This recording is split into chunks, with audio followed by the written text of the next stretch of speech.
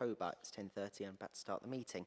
I'd like to welcome every member who is attending today, also anyone who is watching online. Just a reminder, this is an in-person only meeting, and going forward we are holding meetings in person just to avoid any technical difficulties, but also to bring up some good debate as people are all in the room together. A reminder, it is being recorded and it is streamed online for everyone else to watch. As normal, we'll use a flagging system just to make sure that everyone keeps to time. Darren will wave colours at 2 minutes remaining, just to make sure you're aware just how much time you have left to speak. Ahead of the meeting, I've received apologies from Councillor Rigby, Alexandra Meekan, Rita Ficaria, Michelle Stapleton, Jeff Banks, Jim Nicholson and Mark Tebbs. I don't know if there's any other apologies. Thank you. Moving on, just from the item 2 for the minutes and action log. So we've got the minutes from August's board meeting on page 5. Don't know if anyone has any comments on those on the accuracy. No. Just moving on to the action log, just a quick update really. So as you can see, we've got decision 57, we noted the weight management provision in Thurrock. Decision 58, the board agreed to adopt the draft Southend, Essex and Thurrock mental health strategy and agreed that Thurrock would be a part of a set-wide strategy implementation group. We have decision 60, a joint needs assessment containing clear ICB funding specifications was endorsed by the board. Decision 62, we went to note the positive impact of the additional capacity provided by ICB to Nelft and further steps being taken to improve performance. And we agreed to adjust the target for IHAs to 70% from 90 on the basis that I requested a bit more information. Decision 63, members agreed, noted the content of the tobacco control strategy, which agreed to the publication on the council's website. And decision 67, members, we noted the one-year achievements and commitments for domain 3. I don't know if any other member has any comment on those. Okay, and then just some of the outstanding actions. Understand the initial health assessments. Margaret, you provided Dan with that with a bit more detail for children's. Decision 61, I'm still waiting on Dan's update. I don't know if we can chase that for IHAs. Decision 64, domain 3, and we looked at, we just wanted to update the monitoring framework. I'm pretty sure that noted it hasn't been done, but I'm sure that it's easy to do. Decision 65, we talked about the integrated neighbourhood teams being added to the forward plan that's been completed. And decision 66, Margaret to provide an indicative timeline for PCN clinical strategies. Thank you, Chair. I don't really have a great deal I can share with you this morning. I have chased this, and the primary care team in the ICB has confirmed that the clinical strategies for the PCNs were not intended to be published. They were actually the first stage development documents for INT developments. If you'd like to see them, I can go back to the primary care team and I can send them on, but that's the feedback I've been given. And in relation to the PCN funding for children and young people, they haven't been able to give me an answer on that. And I wonder if we need to refine the question, because I'll be quite frank, they were giving me blank looks when I mentioned that one. So we can refine the question maybe and see what we can get back from them. So it's a bit disappointing, I think, but... No, thank you. If you could send on the stage one, I'd be really handy just to have a look for myself, and then I think we'll pick this up separately just to what we can do about refining the question, see if we can get a few answers then from the ICB. Thank you. Does any other member have any comments on that? No? Right, agenda item 4. We've got any declarations of interest from anyone today? No. Agenda item 5. We haven't got any virtual items today, but of course do send them through. We haven't been notified of any, but it's quite handy if you do have anything you want the board to be updated on or aware of, you can send this on for members to actually have a read through. Item 6, Thurrock Integrated Sexual Health Needs Assessment. A copy of this report is on page 17 of today's papers. We've allocated 20 minutes for this item, 10 minutes of presentation, 10 minutes of discussion. Rebecca Lawrence, would you be able to present the paper? Thanks, Chair. Is the slide deck ready to go up?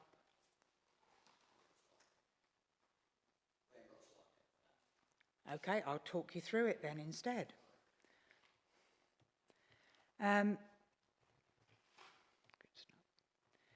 So we've come to board today to ask the Health and Wellbeing Board note the contents of and agree the publication of the Thurrock Integrated Sexual Health Needs Assessment 2023 on the council website.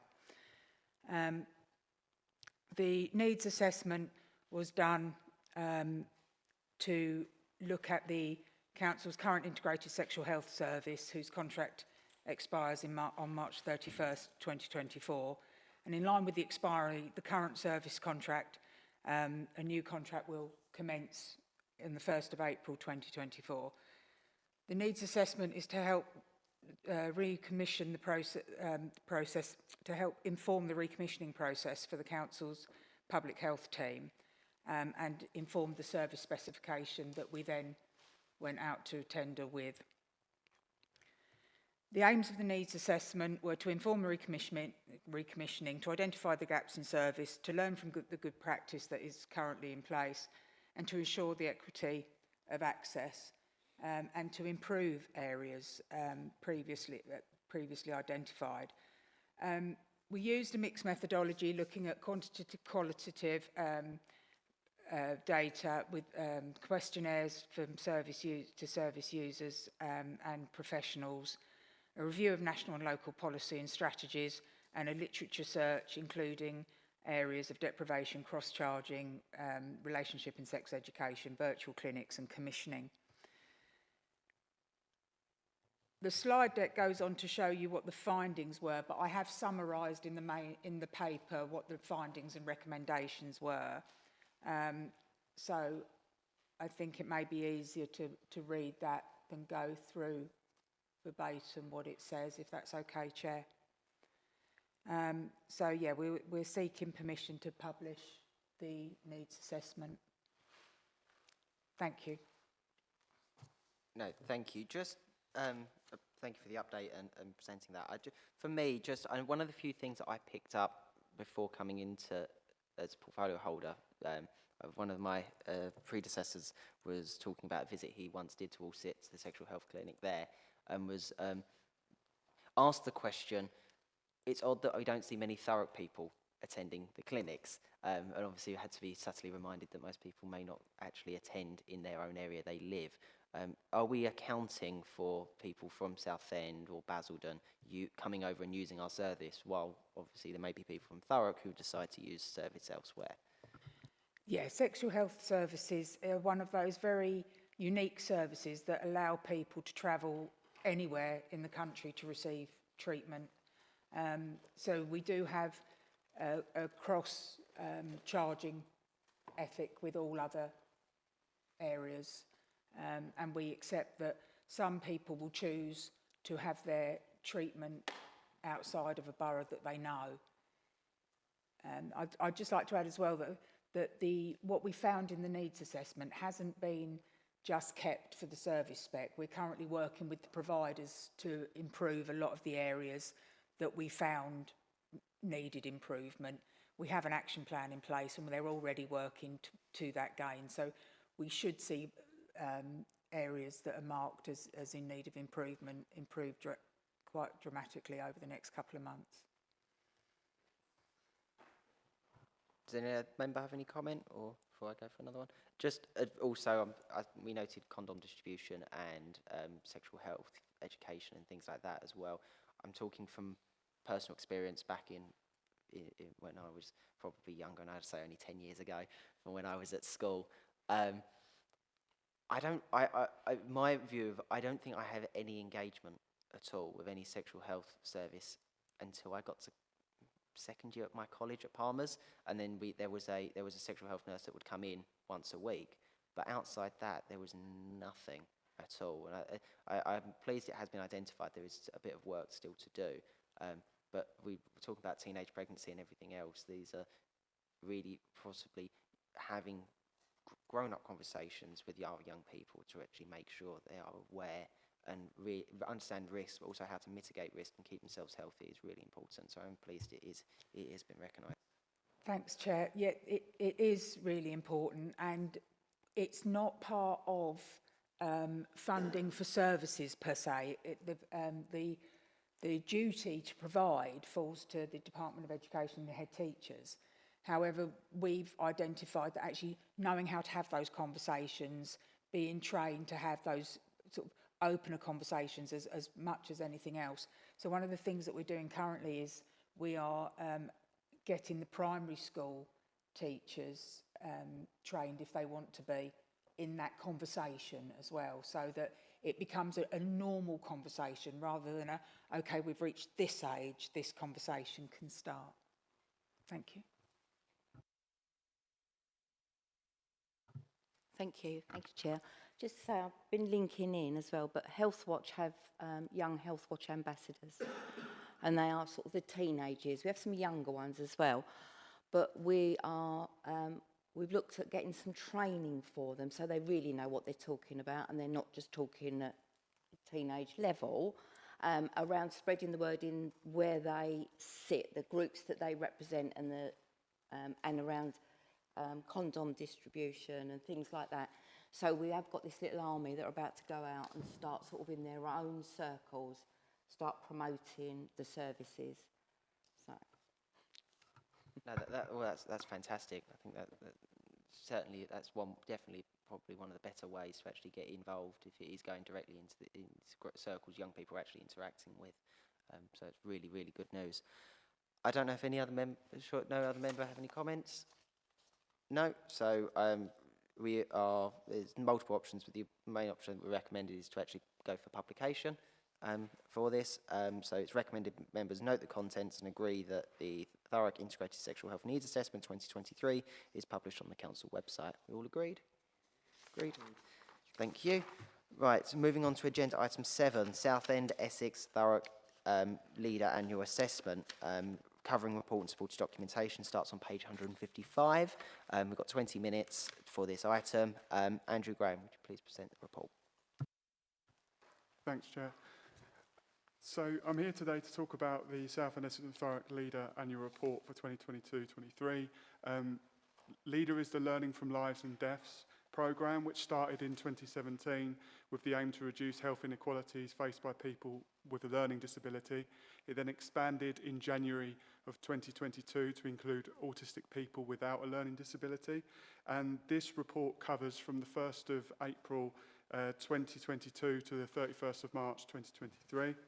And I would ask that the board note the report and associated documents, and we also seek support to develop a further 3-year plan and to refresh the current 21-24 plan, which is due to come to an end at the 31st of March next year. The LEADER programme reviews the care and support of anyone who is notified that has a learning disability and or is an autistic person. The reason we look at we look at their life through the care and support lens that they had throughout their life and their death is to look at opportunities to find issues, learning and recommendation. And in the annual report this year, it outlines that we had 113 notifications of death to LEADER, 7 of which were children. That is slightly down from last year, which was 116. And the average age of death across Southend Essex and Thurrock actually fell this year, so it fell to 57, whereas last year it was 65.5 in last year's report. But we believe that we are still seeing the impact of COVID-19 on our notifications and across health provision. And one explanation we have for the reduction in the average age of death is that some of the oldest adults died during the pandemic who might otherwise have died in 22-23. For example, as noted earlier, we have 113 notifications for this year. In the 2021 report, we had 113 notifications of death for people over the age of 60. And then in the 21-22 report, we had 69 deaths that were notified to LEADER of people over 60. The Southend Essex and Thurrock Leader programme is committed to maintaining good performance in the key performance indicators, and the programme is also in compliance with the relevant LEADER policy in terms of team structure and approach. Themes arising from the recommendations in the 22-23 report confirms findings from previous year's reports and highlights additional items to explore. These recommendations are either being explored by existing work streams or will be actioned by the end of this financial year. One of the main areas of integration and progress in 22-23 continues to be early ageing and frailty in people with a learning disability, and specialist LD health services are working with partners to implement change, are increasing relevant mainstream health service. And the set 3-year deliverable plan should be noted, as all organisations need to drive forward implementation. But as it's coming to an end on the 31st of March 2024, we would like your support to create a new 3-year plan, a deliverable plan. Within the report itself, it outlines 13 key recommendations that were based on the themes that have been identified, and these include highlighting the importance of a prevention, awareness of leader, care pathways, advocacy, end-of-life planning and primary care. It also highlights the importance of annual health checks. In terms of Thurrock specific data, because the report does cover Southend, Essex and Thurrock, I thought it would be useful today to give you some insight into the Thurrock numbers. So since 2017, when Leader began, there have been 39 reviews completed for people who lived in Thurrock. This year we had 7 notifications for people in Thurrock, and we completed 5 reviews of people who lived in Thurrock, and we've got 7 cases that will be coming forward in this new year period. From the 7 notifications that were notified to Leader for the 22-23 period, the age range of the people was between 47 and 69. As a result, the average age in Thurrock is actually slightly higher than Southend, Essex and Thurrock as a whole, at 60.6 years. And of the notifications, 4 were female and 3 were male. And from the 5 completed reviews that have taken place in this year, all primary causes of death were respiratory illnesses such as pneumonia and aspiration pneumonia, or COVID on the death certificate, and then 2 had cardiac conditions, 2 had type diabetes and 1 had sepsis. So this is broadly in line with what the Southend, Essex and Thurrock report is seeing overall. We saw some good practice and recommendations from the Thurrock reviews that were looked at this year. Some of the really good practice we saw was offering statins following a learning disability health check, and there's really involved families in Thurrock. And recommendation from completed reviews are that patients to be seen face to face, and do not attempt cardiopulmonary resuscitation forms and mental capacity assessment frameworks, which falls within the recommendations that are for the Southend, Essex and Thurrock report overall. And there is some really good work underway to reduce health inequalities within Thurrock. Some of these include Thurrock's public health team are linked to the Mid and South Essex wide work on the the LD annual health checks with NHS colleagues. And for sexual health, there's a dual trained clinician working in sexual health LD nurse, and they will be engaging with LD homes in the borough to update training around relationships. There's work on transforming healthy weight services, which will be focused towards addressing health inequalities, and individuals with learning disabilities will be included within this approach. And then adult social care workers complete reviews of learning disability residents known to them, which often note health concerns, and then they trigger referrals, and they work closely with the GPs. And then it's my understanding that Peabody are commissioned to provide some floating support for individuals with learning disability in this footprint. As part of this work, they link with primary care colleagues. You also have the Essex Learning Disability Partnership, Specialist Commission Learning Disability Support, which covers those most in need. And immunisation plans have been developed in Thurrock, and learning disabilities are a subgroup of that. Brilliant, thank you. Before I start, does any member have any questions? Straight away. No, I think it's really good to see the autism training going out to staff and seeing how the notifications now for autistic deaths actually do fall into this. I think it's really important we actually start to see that data of going forward, and so please see the staff getting the training. I know there was conversations at the Safeguarding Adults Board earlier this week about it and looking at joint ownership, and I think, was it, if correct me if I'm wrong, was it joint ownership of some of the governance and actually looking at some of the reviews about with MSCFT, I think, was it? So it was around when it comes to the plan, the next plan will need people to come together to work to make it work across the footprint, because the current plan was quite broad about reducing health inequalities, improving health outcomes, but our intention is to be more specific in the next plan, and so we wanted to kind of link that into different structures to make sure it's embedded, because we want to reduce health inequalities and see the age keep going up, and this year be the outlier, because in the previous 2 years it had gone up, so we want to continue to see that. No, that's type of thing that I'd like to see, just making sure that we are actually looking to implement something, a strategy, and we are actually all on board, all being very holistic about it, moving forward in one direction. Is there any other member comments? No? Well, thank you very much. We'll move to the recommendation that we note the leader end-of-year report and associated documents and support the development of a further 3-year leader plan to refresh the current 21 to 24 plan. We agreed? Agreed. Thank you very much.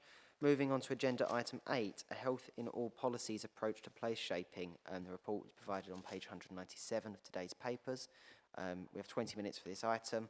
I've got members of the public health team here. I've got Karen, Joe and Helen to present the item. We did see that there was no legal implications included, so would you if you have got them, just read them out just to make sure that we can tick it off in the minutes. Thank you. Great, thank you, Chair. Let me just introduce all of us.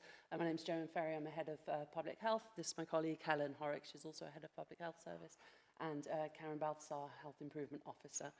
Just for the interests of record, the legal implications have been verified by Jane Middleton-Abui, interim head of legal services, and they state that Section 2B of the National Health Service Act 2006 requires each local authority to take steps such as it considers appropriate for improving the health of the people in its area.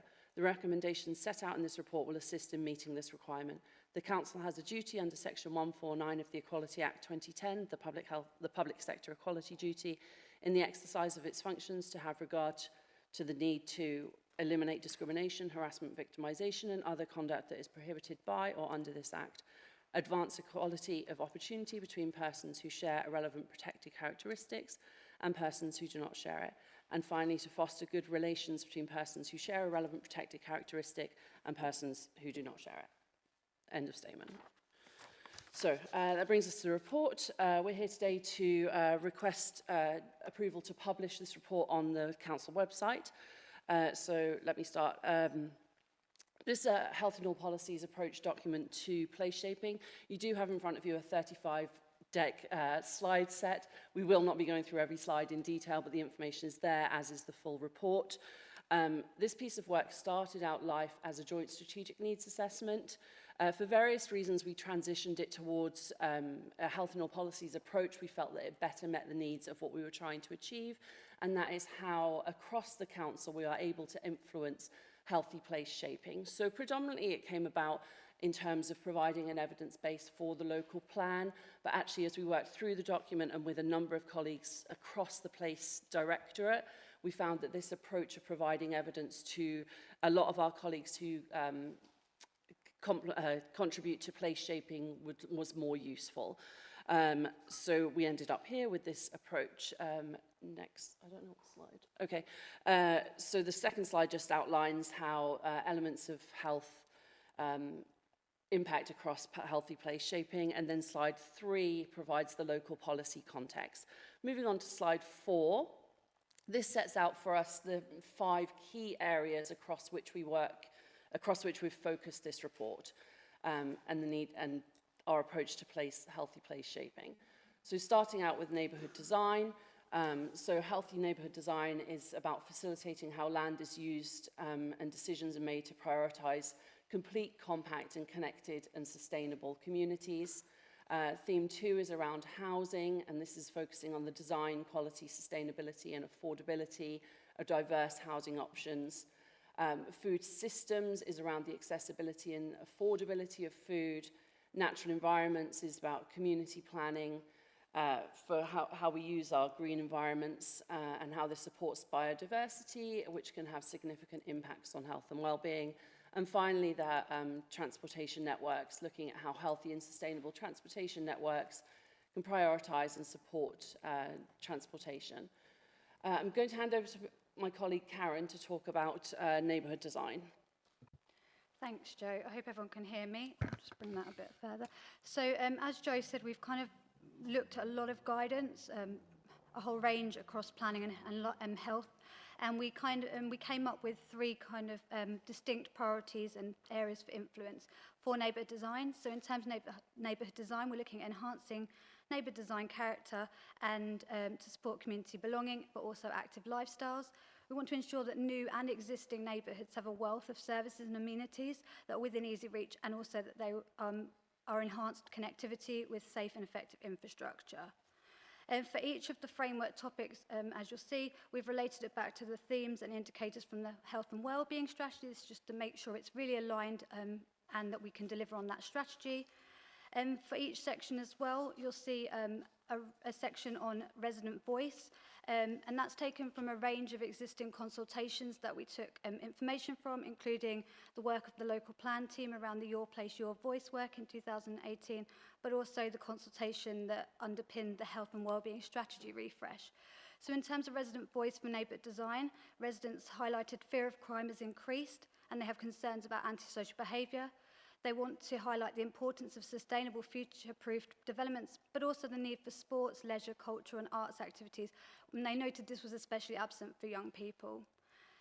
Throughout the report, you'll see we've highlighted some spotlights, and these are very much focused on sort of local, emerging or national practice. For neighbourhood design, there are actually two. The first is focused on health impact assessment. For anyone on the board who's not aware of what that is, it's a systematic, objective and flexible approach to assessing the positive and unintended consequences or impacts of proposals on health and wellbeing, and it suggests ways in which we can optimise opportunities for health gains and minimise the risks. And in the public health team, we currently use this largely when responding to planning applications. Although it's not currently mandated in practice, it's something we'd like to do, so we can put the onus on developers to provide health impact assessment when certain thresholds are reached in terms of developments. We also, oh yeah, sorry, next slide, Darren, sorry, I forgot to say that. We also have a spotlight on super zones. It's a London pilot, and it's a place-based intervention that creates a healthy zones primarily around schools, and it's around helping to give children the best start in life. The London pilot identified 6 key principles, which you can see on the left as bullet points, and in Thurrock we're looking to take forward a super zones type approach and to address and tackle some of the issues in the diagram on your right, so things like air quality and improving food and drink. The final slide around neighbour design is very much focused on the recommendations or recommended actions. For each framework topic, we've included a bullet point about how the priorities that I outlined at the beginning can be met and how we use guidance to inform that action. But they also look at how we can implement the health and wellbeing strategy recommendations and actions that are relevant to each topic framework, so in this case, neighbour design. We also, for neighbour design, highlighted a few other recommendations, so around ensuring that a refreshed health impact assessment model is embedded within local plan, and as I say, puts the onus on developers to deliver on that. We also want to embody a health and all policies approach through the integration of health impact assessment with community quality impact assessment, as we note the synergies there. I'll hand back to Jo.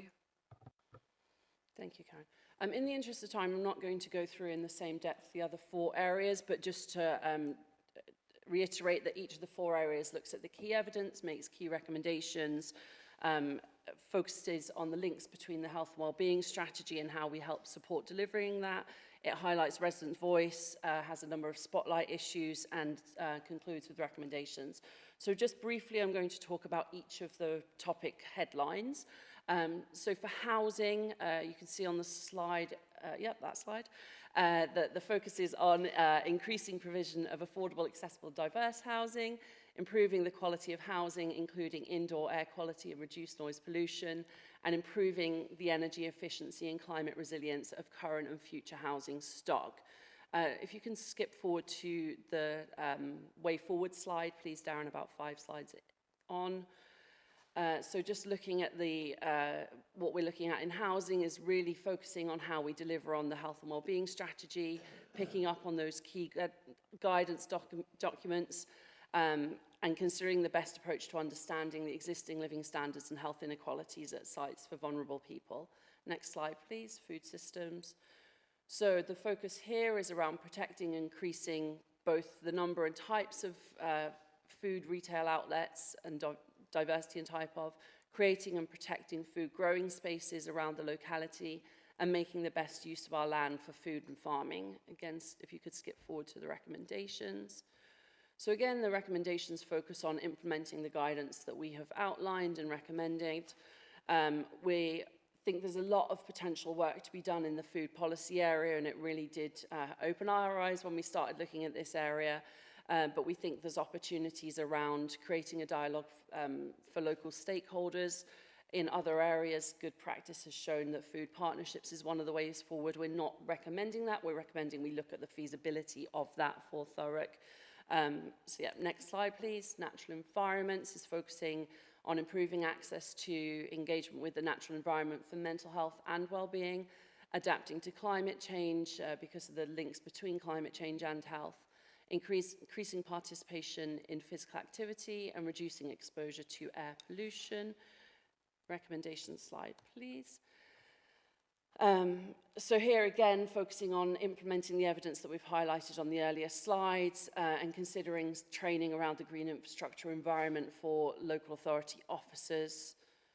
Next slide, transportation. I will pause just a moment to look a little more in depth at transportation, but what we're focusing on here is increasing the provision of safe, easily accessible active travel infrastructure for cycling, walking and wheeling.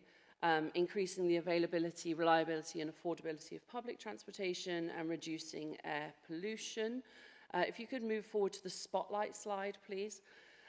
So here we're just, as an example, highlighting around what works to increase cycling, and really the emphasis of this slide is to highlight that yes, local plan plays an important role in this, as does transportation and infrastructure, but to increase cycling it really needs a multi-pronged, multifaceted approach. So there's a role for schools and education, there's a role for public health, there's a role for transportation, etc. So really highlighting that multifaceted approach. And then finally, in terms of recommendations for the transportation network, again, delivering on those key guidance documents that we've highlighted, delivering the Thurrock local plan, local cycling and walking infrastructure plan, the LCWIP, and implementing the recommendations outlined in the Thurrock Active Travel Needs Assessment, which was published 2 years ago, I believe, a year ago, by the public health team. And one of the recommendations that we've identified under this section is the feasibility of identifying a senior champion for active travel within the council. So that's really just a whistle-stop tour and very aware of the time. Karen's just going to talk a little bit more about climate change. Yep, next slide, please. So the infographic you can see on your screen right now is adapted from Merton Council's annual public health report that they focused on climate change. We've included climate change and sustainability as a golden thread, separate to the framework but very much interrelated. And this infographic just shows the health impacts arising from our changing climate. Next slide, please. You'll see in the main report as well that we've included focus on boxes that focus on the risks and opportunities associated with climate change and health. And we've taken one for the purposes of the slide set from each of the framework topics. So just to kind of point out a couple is that climate change is going to make it harder for government to ensure resiliency of the UK's food supply. We're already seeing that in terms of increases in food prices. We also know that transport's a key contributor to climate change, responsible in 2020 for 24% of the UK's total greenhouse gas emissions. And we also know that the changes and outcomes arising from climate change are going to have the most severe impact on those who are already most vulnerable and less able to respond. Next slide, please. Okay, just to provide in summary, I probably should have said at the beginning, we went through an extensive array of engagement and consultation as we developed this document with colleagues across the Place Director and more broadly, including the NHS colleagues.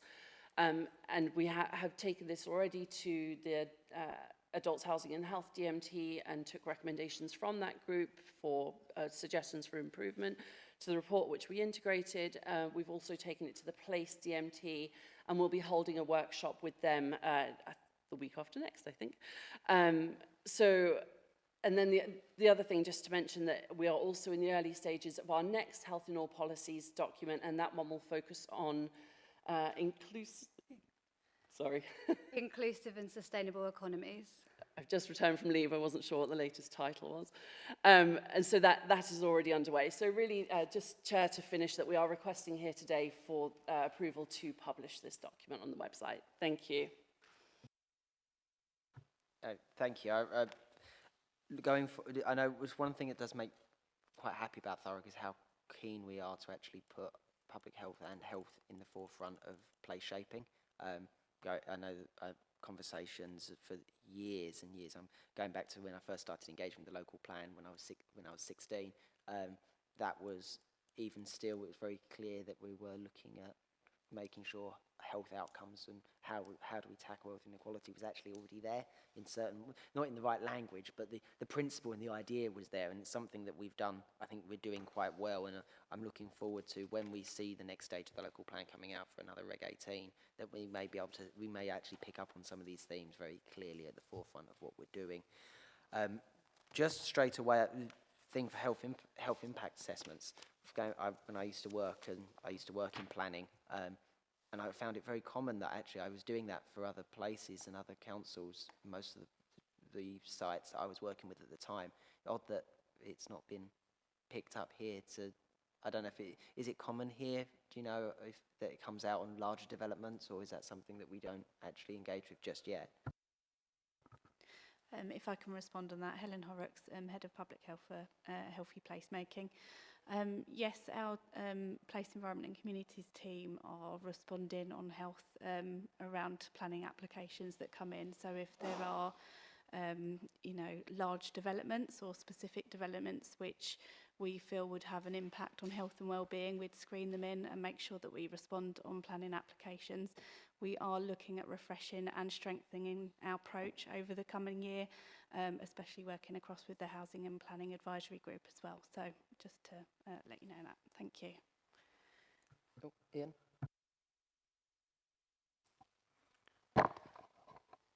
Obviously, a huge amount of work gone into this document. It's really detailed and really comprehensive, so I welcome it and I congratulate you.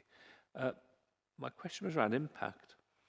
So, having done all this work, we need to make sure that actually something changes and that, as you say, it's embedded in everything that the local authority does. And I'm really proud of our public health team in the way that it does work across the entire local authority. The topics in this report are the things that, although they take longer to implement, will have the biggest impact, in my view, in terms of population health. So my question is, how will we know when we're being successful?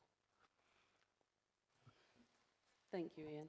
I think one of the things I sort of failed to mention in my presentation was that this document is about, it's aspirational and it's about a direction of travel.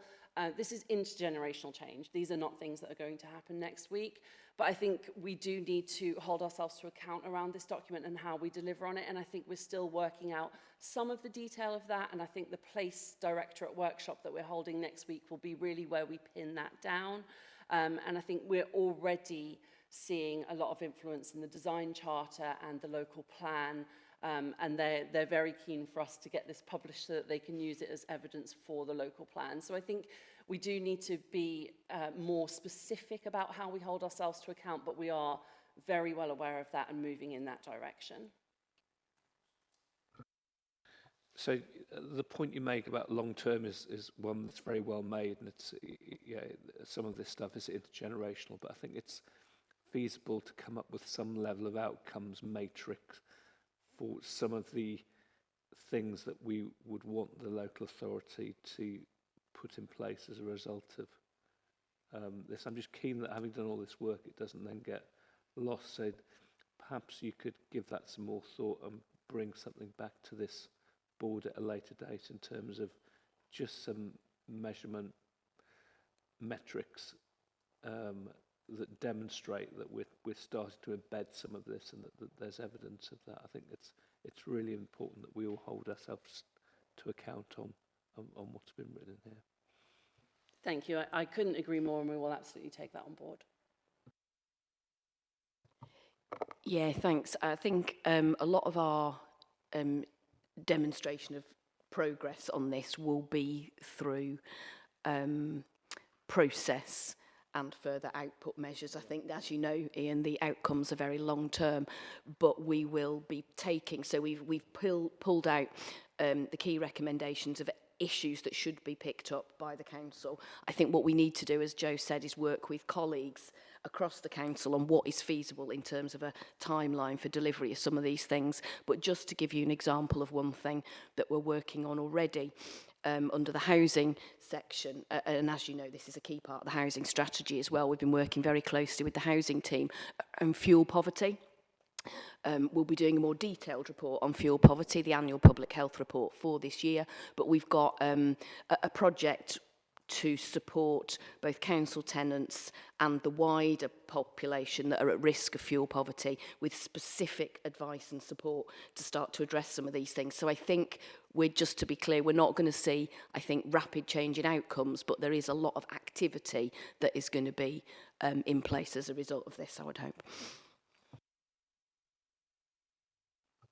Thanks, Chair. I'd like to join in saying thank you for the work on here. This is amazing. But just go back to something that you brought up, Chair, the health impact assessments. Obviously, that work is going on. You're talking to the place. I don't recall them ever come into committee on the actual application saying this is the health impact. I don't.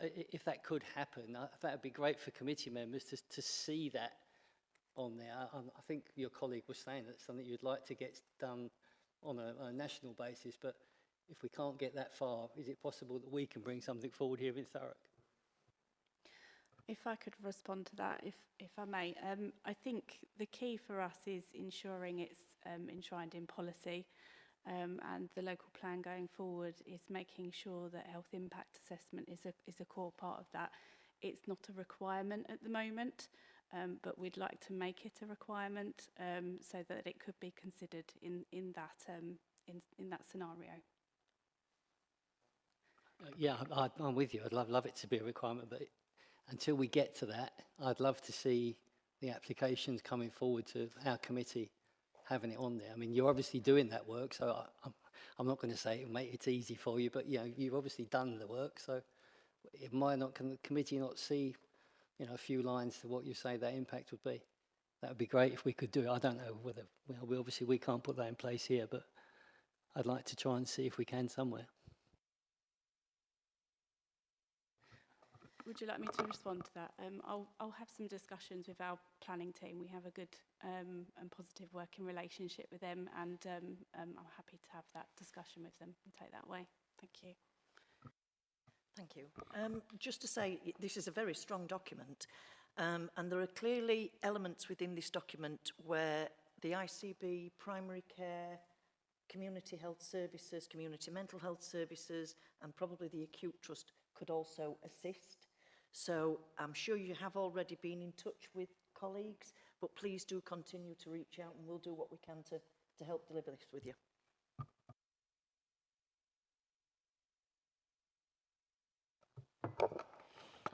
Sort of echoing what other people have said, I thought it was a great report. Very interested in the London thing that you said about focus on children in a particular neighbourhood. And I think for me, I was just thinking if it's been tried somewhere else, there's an opportunity to transport some of that and maybe do a smaller pilot or something in Thurrock to make that happen. And I know in children's services, we'd be very keen to be part of something like that, and we've got access to schools and to family hubs and other providers, so that even if we try it on a smaller scale to start off with, and that sort of usually engenders enthusiasm and people testing something so that you can then try and put it out. So it might become a council-wide child-friendly approach to children.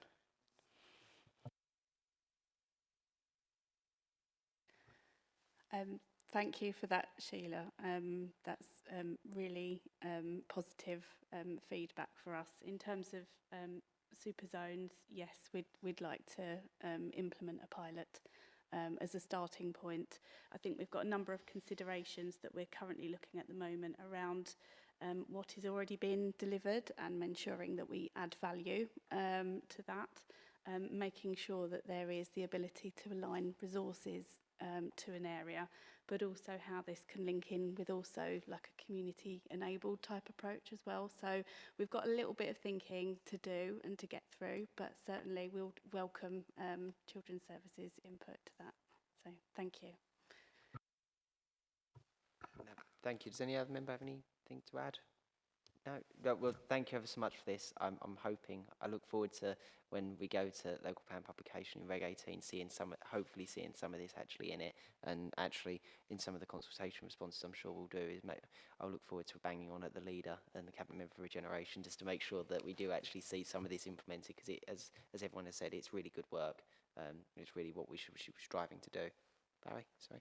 So, yeah, can I just add to that, Chair? I mean, obviously, as Cabinet, what we've seen with the local plan going forward so far, it's really heartwarming to see that this is obviously already being clawed in there. It's great to see, it really is. No, well, on that note, we'll move to the recommendations. So it's recommended that we note the contents and agree the publication of the Health in All Policies approach to place shaping on the Council's website. Are all members agreed? Agreed. Agreed. Thank you. Moving on to agenda item 9, the Health and Wellbeing Strategy and Focus, Domain 6, Community Safety Report against commitments for Year 1 and the new commitments for Year 2, 23-24. Covering report in supporting material is provided on page 283. 30 minutes has been provided for this item. Mike, would you mind presenting this item, please?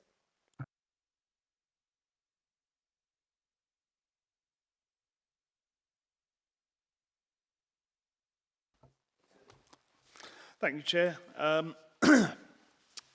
First of all, what I'd like to do is just point out that although the report is comprehensive, this is a collaborative effort made by a number of different areas and partners, including Brighter Futures, Local Safeguarding, Children's Partnership, the Adult Safeguarding Board, Youth Crime Governance, and then as well from the Community Safety Partnership, for which I'm Vice Chair and thus presenting this paper.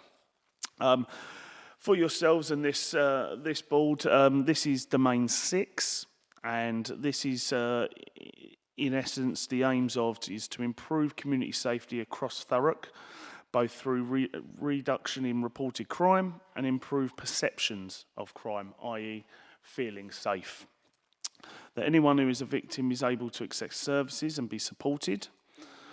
And the key focus goals are separated into 4, which is children's safety and well-being, levels of victim-based crime, response to victim survivors of abuse and exploitation, and crime prevention.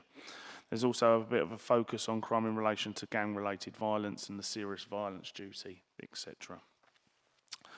So, as the heading of the report suggests, this is an annual progress report. So I'm not going to go through every part of the report for obvious reasons. However, I will just pick out some of the salient points between each goal.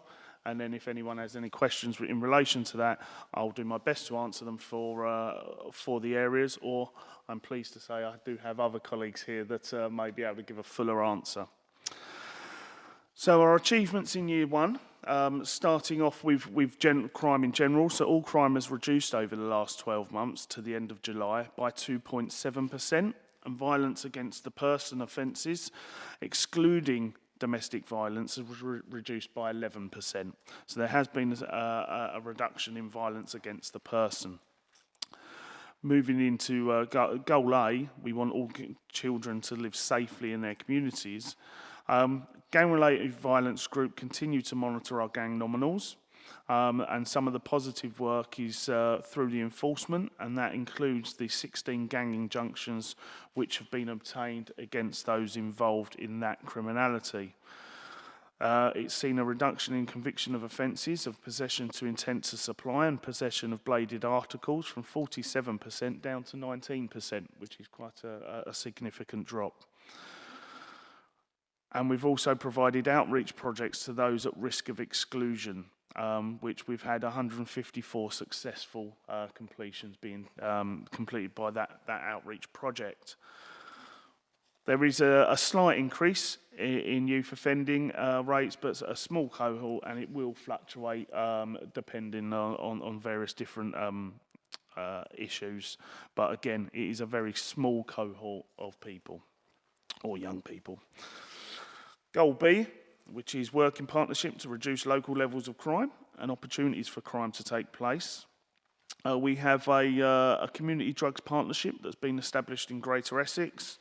A joint needs assessment has been completed and safeguarded has been embedded in practice, and the YOS support those in custody or at the point of a school exclusion.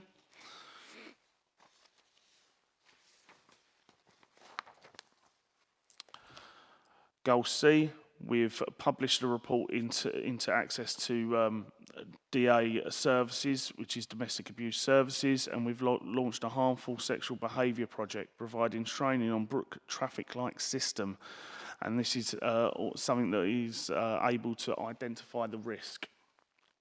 And then moving on to lastly, goal D, protect residents from being the victims of crime with a focus on those with increased risk of experiencing exploitation and abuse. We've launched an e-learning package in relation to sexual violence and abuse, which is available obviously online, and we've refreshed the VORG strategy 2023 to 2026. We have, through Operation Minerva, identified Corringham for funding and reduced VORG crime through CCTV and self-defence classes will be arranged and offered.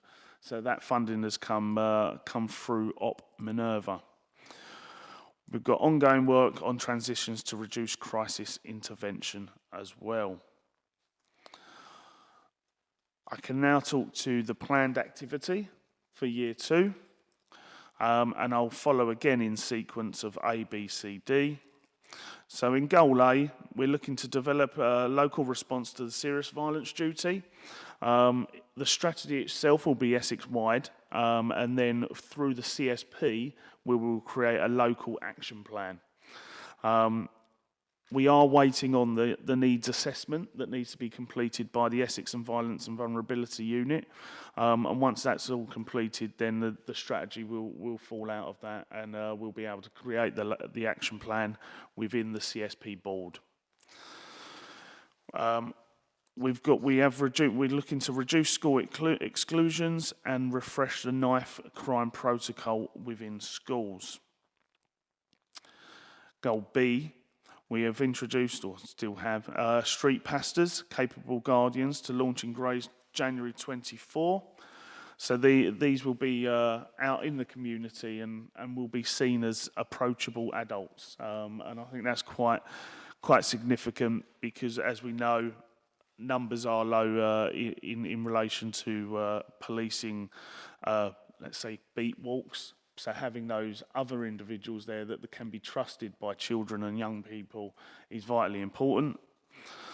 We're going to continue with our ongoing approach to crime prevention. So we do target hardening, high visibility patrols, which actually include some of my own officers within the enforcement side.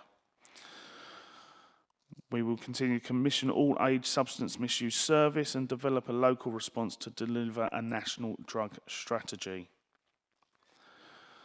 For Goal C, we continue the exploration of redesign of the domestic abuse service across Essex, considering local need. And audit use of the traffic light indicators to ensure early identification and appropriate response to harmful sexual behaviour is identified. And with Goal D, increased number accessing new sexual abuse training product, which is the e-learning product, and the DA and stalking programs. We will review training plan for adult social care to ensure safeguarding training is mandatory for provider of services and people working with vulnerable young people and families. Increase interagency working and breaking down the barriers for young people, and ensure stakeholders are represented in transitioning safeguarding arrangements and the steering group.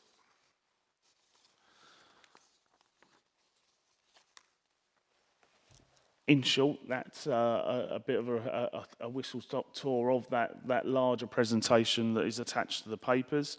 I do have Joe Broadbent and Sheila here as well if any questions wish to be asked of people. I'll hand it back to yourself, Chair. Brilliant, thank you. Margaret, do you want to kick us off and then I'll... Thank you. Really interesting. For your drugs strategy, you've said that the MSc ICS is involved. Could you just share with me who it is that's been involved in working with you on this? Unfortunately, I don't have a name on my report. I mean, it's quite a high-level report, as you can imagine. But what I will do is I'll take that away and I'll get in contact with yourself, and I'll be able to tell you the direct report that, to be fair, the main party behind this would be Michelle and who she's been in contact with and driving it forward. Thank you. Yeah. The reason. Oh, sorry, I can probably come in on that one.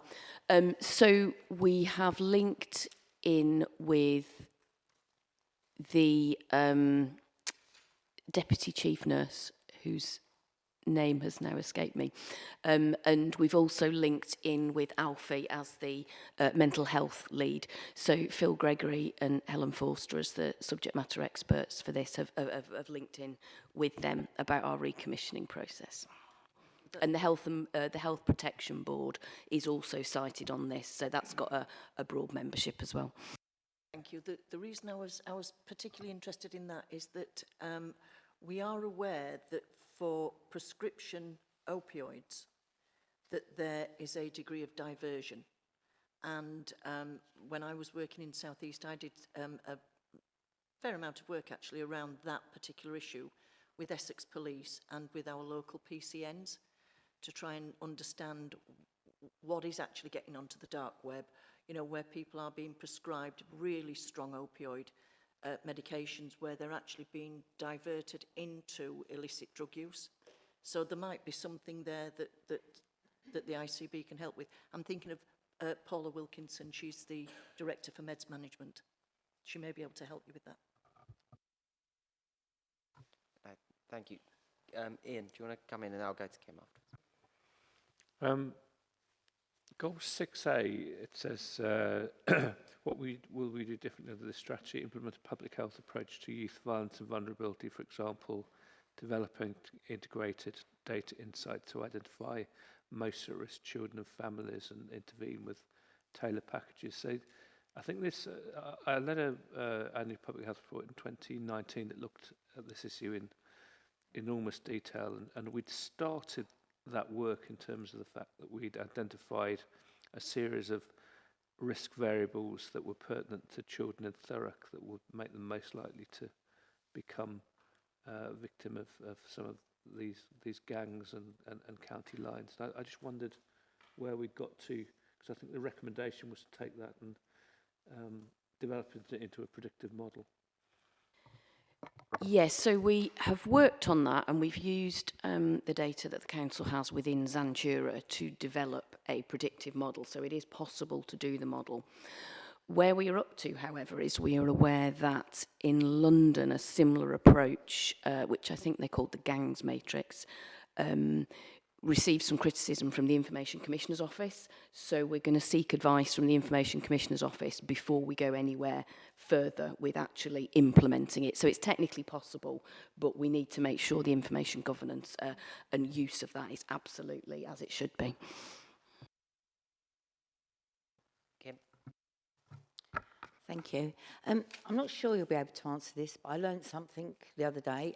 We had the community police team set up outside with a van and lots of information, and I was talking to them, and they were saying that they can't always, they know all the activity that goes on with gangs and drugs, and lots of young people and children are getting involved in that, but they can't always identify the gangs or the people that are doing it. But the Essex Police has a disruptor team that goes out into different areas where they know they're congregating and disrupt activity, so they know that's where they're going to start passing over. Is that recorded by the community safety team that they've gone out and disrupted an area, even if they haven't actually identified the gang that's leading it? Because I just think it's a really big piece of work. You know where they're meeting up if they're being disrupted. So, strangely, I can answer that. obviously I can't answer for the police, but I do know that there is a process that whereby you can score and you monitor the effect that you have on organised criminality. So that's done on a national level, and it's brought together, in fact, by a board within law enforcement. So in effect, if you are able to disrupt organised criminality and organised crime, that will be scored, placed on a record, and then put before that board. But I can't answer anything further because it would be an Essex Police data set, really.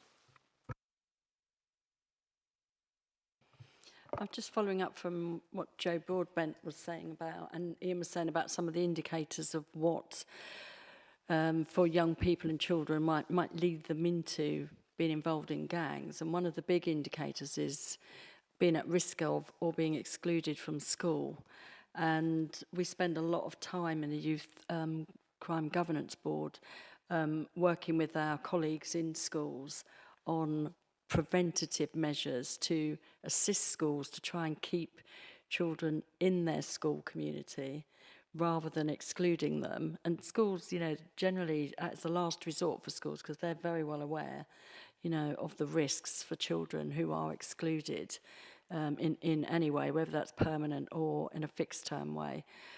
So we have had some additional funding come through the Vulnerability and Violence Group, and we've used that to fund some outreach work that's come through the Olive Academy, and they work with mainly secondary schools and some primary schools, specifically on working with those children most at risk of imminent exclusion.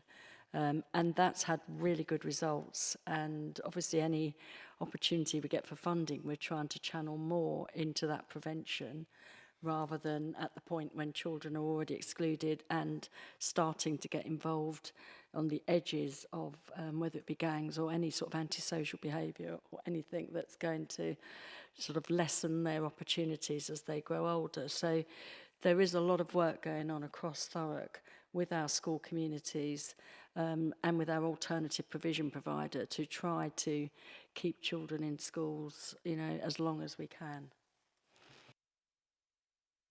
Yeah, I'd like to recognise and pay tribute. I'm aware of, I think Michelle Lucas is leading some really great stuff. There's a human learning systems experiment that she's working in terms of Olive and also with families and young people themselves. So, and you're absolutely right, that is one of the key predictors. So I think that's to be really welcomed. If I just add to that, you mentioned about the knife protocol that we have in Thurrock with our schools, and that has been updated and has been agreed. And that's something really quite special to Thurrock, that we've got our schools agreeing to that. So basically what that is where children, young people who come to school with bladed articles would automatically be excluded because they have a bladed article.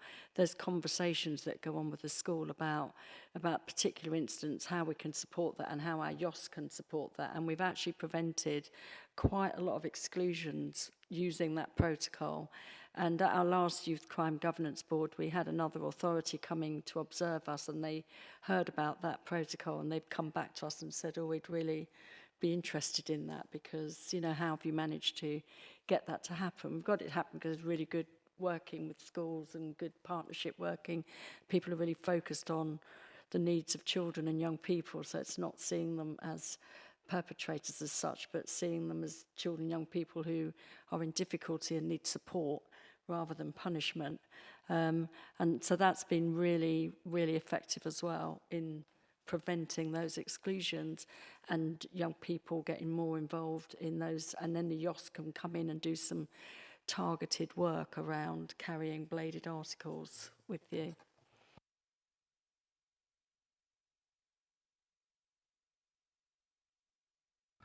Yeah, I think just on that, I suppose what I wouldn't want to see is a lot of time and energy put into mapping or looking at profiles when actually we already have a lot of information about the actual profiles of these children and young people. And like you say, obviously, you know, there's the things that add to that on exclusion, but there's also, we know that our lack children are very, very vulnerable around this area, and also, you know, where children and young people have been targeted. I mean, I think, you know, I'm more in the practical, let's do something about it, rather than, you know, kind of just mapping out everything, because we know in Thurrock where you know, where these kids are. No, thank you. Yeah, definitely, some of the good work we've got, and it is one of those things that I'd agree. We've got to, sometimes it does about getting practical and moving on, and actually it's quite welcoming to see some of the work we are doing with the exclusions and actually working with kids rather than seeing them as a nuisance and a problem. That's not how it needs. That's not the right approach to actually deliver any good outcomes for anyone. And I appreciate when we talk about county lines, obviously we're a borough with a very good rail network, and we do see spill off up and down. I appreciate that is obviously going to make things much more difficult for some of the work that we are trying to do. I'm sure it's working with rail operators, I assume, and everyone else actually looking at how do we not only protect our own children, but how do we also have a duty of protecting any child in the borough, whether or not they live here or not. So I think as long as we are working with them, I take that as a given. Moving on slightly, I want to talk about the street pastures, because I've actually seen this programme work really well in Southend. One of the few visits. I haven't quite done it yet, but we're trying to organise it as with my employer, actually going out and doing a session with them in an evening. Some of the work they do is really good. It's that present someone can go into a high street, so I'll be really excited to actually see that roll out next year, and I'll be more than happy to attend and do a session whenever it is and actually go along, both as portfolio holder but as chair of the board, to actually see some of the work that it does and hopefully see some really good impact in the high street with them. Likewise, actually, if you could organise that, I think that'd be great. To both, certainly. Yeah. And coincidentally, I also went to Southend's community safety team as well only last week, and was very impressed by the setup that they've got there with the pastas, etc., on the street. So I think it's a place where everyone can learn, really. And like I said earlier, it is really important for young people on the high street, for instance. They don't want to be dragged into something.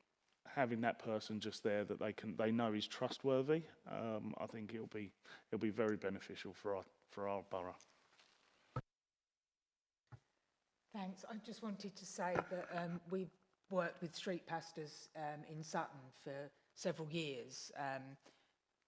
I haven't been in Sutton for about 5 or 6 years, and they were well entrenched then. And one of the key areas that we found was nightlife, was especially vulnerable teenagers getting home safely. And we found the amount of people that were actually stayed with the pastors until a taxi came or they walked them to the taxi. It was key in just turning that tide. So I think it'd be really amazing to see it working. And just, I'm going to move on slightly again. We've got goal 6D. We're talking about pathways and progress consultation for transition from vulnerable adult children to adult services. I know that in the progress report we've got a meeting on the 10th of October to talk about some of the written policy and guidance. I don't know if you've got an update on the outcome of that, actually, where we go with consultation with transitional young people. Pardon? That's fine then. No. Any other member have any questions or anything? No. So we'll move to we'll move to recommendations to say that the board note the year 1 achievements and agrees the year 2 commitments. We agreed? Agreed. Thank you very much. Well, that produces all the items of business in a relatively quite quick meeting today. So I'll close the meeting at 11:38 and thank you all for attending.